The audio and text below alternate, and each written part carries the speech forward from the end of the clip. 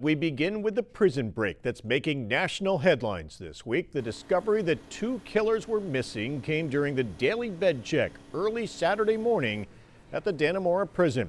New York's acting corrections commissioner Anthony Annucci and the governor confirmed the escape a few hours later. This morning, we noticed during a standing count at 5:30 a.m. at this facility, the 2 cells which were adjoining each other were empty. The search revealed that there was a hole cut out of the back of the cell through which these inmates escaped. They went onto a catwalk, which is about 6 stories high. We estimate they climbed down and had power tools and were able to get out to this facility through tunnels, cutting their way at several spots. Governor Cuomo followed the inmates' escape route, seeing firsthand how after cutting through the steel wall of their cells, convicted killers Richard Matt and David Sweat sawed their way into a steam pipe that led them through a maze of tunnels and to their freedom through this manhole just down the street from the main wall of the prison and just out of range of security cameras. It was an elaborate plot. We went back and pieced together what they did. It was elaborate, it was sophisticated. It encompassed drilling through steel walls and steel pipes, so this was not easily accomplished. The Commissioner of Corrections is going to undertake a full investigation. We want to find out exactly how it happened. Suggestion that they needed power tools to accomplish this. How did they get the power tools? From who? How?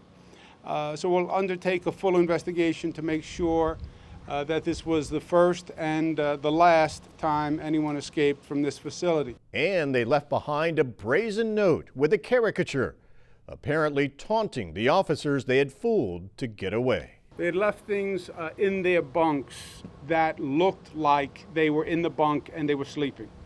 They weren't actual dummies, but they had clothing on, and it looked like people were sleeping in the bunks with a sweatshirt hoodie on, which is quite usual in terms of an inmate who's sleeping. So if you walk by the cell, you'd see somebody apparently sleeping under the covers with a sweatshirt on.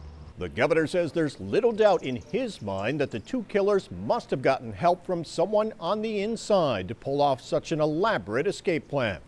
By midweek, multiple sources confirmed investigators believe Joyce Mitchell, a supervisor in the prison's tailor shop where the 2 inmates worked, helped the men break free, but then failed to follow through with the last part of the escape plan and never met them after they broke out.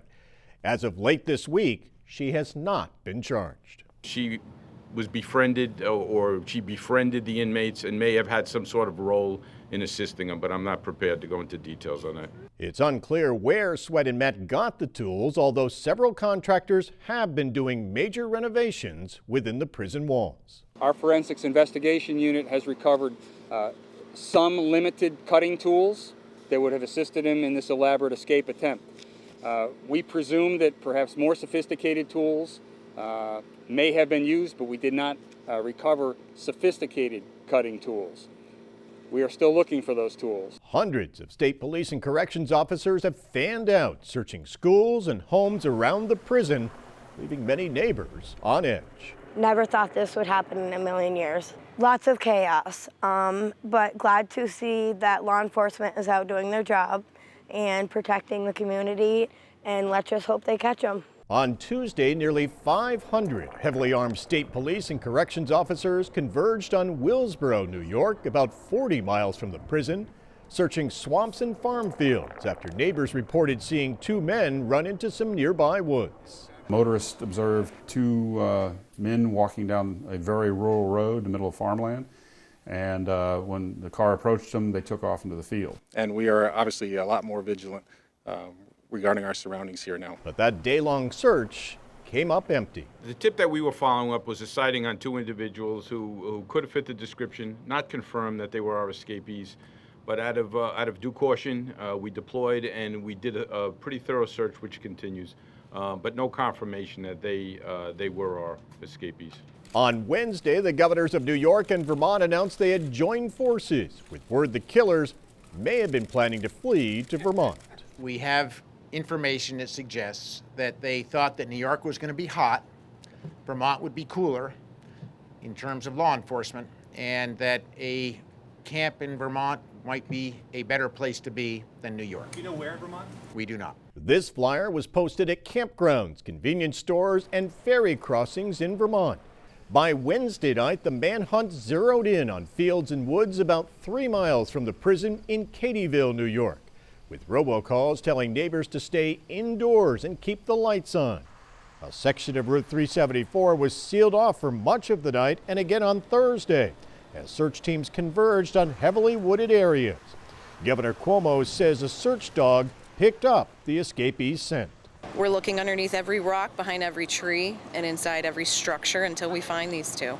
I've locked everything up, which I normally don't do. It's the first time in probably 45, 50 years that I've locked all my doors and windows. Heading into the weekend, state police say they're following up on more than 500 leads. And while the investigation continues into how the two were able to break free, the governor says for now the focus is finding the killers. We need to find these escapees. They are dangerous men. They are killers. They are murderers.